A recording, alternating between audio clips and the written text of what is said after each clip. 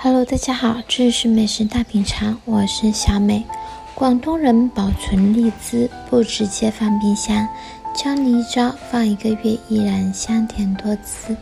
那么究竟应该怎么做呢？我们赶紧跟着视频一起来看一下吧。这是我买回来还吃剩下的荔枝，我就赶紧为大家分享一个小技巧。首先我们将荔枝先给它剪好，但是记住我们必须一颗一颗给它修剪下来。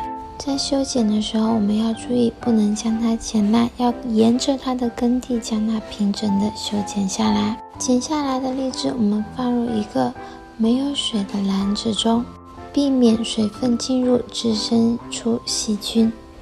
接下来我们就准备好厨房纸巾，因为厨房纸巾有较好的吸水性，因此我们用它来保存荔枝是最合适不过的。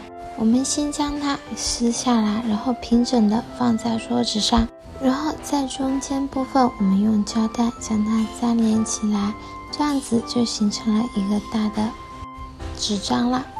然后我们再将荔枝按每次吃的用量，然后将它放在纸巾上，然后像视频中这样子，我们用厨房纸巾将荔枝包裹起来。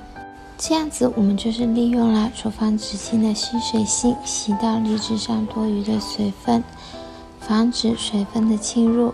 然后我们再将包裹好的厨房纸巾放入保鲜袋中，将保鲜袋里的空气我们要给它挤出来，然后我们再将袋口给它吸紧实了。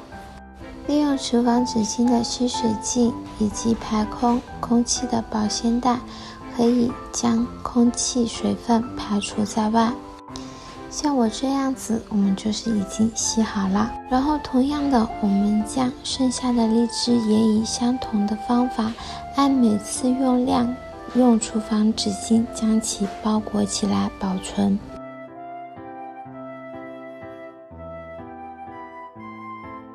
也是同样的方法，厨房纸巾包裹好以后，同样放入保鲜袋中，挤到保鲜袋里的空气，然后将袋口给它扎紧实啦。